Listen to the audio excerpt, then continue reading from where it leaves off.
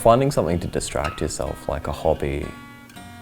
I drum, so just being able to bash out a couple of tunes just for a few minutes, because it's so physical and it's something that completely gets your mind off study, off the exams, so it just gives you a moment to reset, recharge, and then you can go back. Another thing is mindfulness meditation.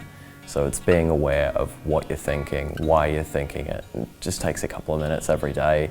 Just sit there in silence and be aware of your thoughts. I usually try to step back from the situation and reassess it.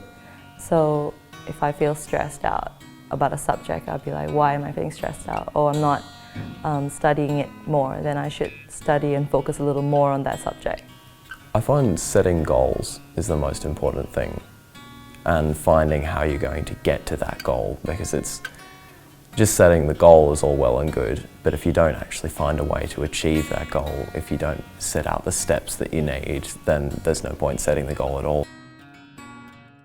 Physical wise, I dance to let out some steam, just to clear my head, get out of that study space. So I usually go out into the city or I walk in places where it's actually crowded instead of empty. I'd say to students that anxiety is an adaptive function, it's an evolutionary function. We all experience anxiety at some point in our lives.